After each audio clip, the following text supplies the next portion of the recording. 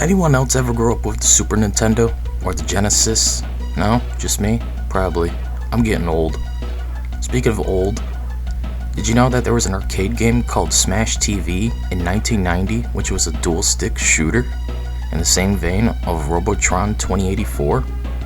And they released a console version called Super Smash TV, which focuses on a dystopian TV show during the then future year of 1999, where one or two contestants must shoot their way to fame and fortune.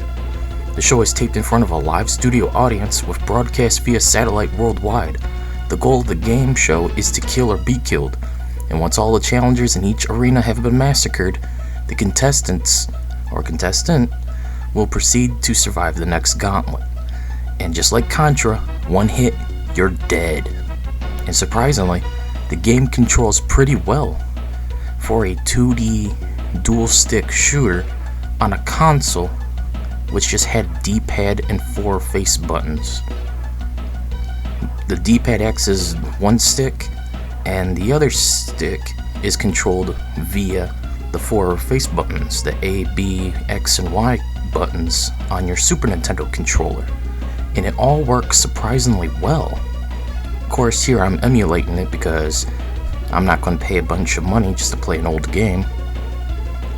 But still, surprisingly, it works very well with an Xbox One controller, and it works great through emulation.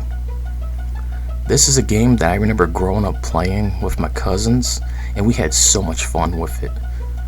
Just blowing up all these guys, watching the blood and explosions, trying to avoid the landmines and the shrapnel from the bomb guys, and the freaking turrets, the tanks, the guys that will whack you with a bat if you get close. Grabbing all the prizes to build our score to see who does better. Fighting hordes upon hordes of enemies. Just an endless gauntlet that feels like it goes on forever. And then you fight a freaking boss, which is a cheap. The boss is a bitch. Plain and simple, the boss is a bitch. You will be frustrated as hell with the boss. You can tell this was supposed to be an arcade game, and the boss was going to milk you of all your quarters. But since this is a console version, it still has that bullshit mechanic of the boss being a cheap shot and bitch. And you can bet you're going to be hitting the continue button constantly. The game holds up pretty well. Graphically, I see nothing wrong with it.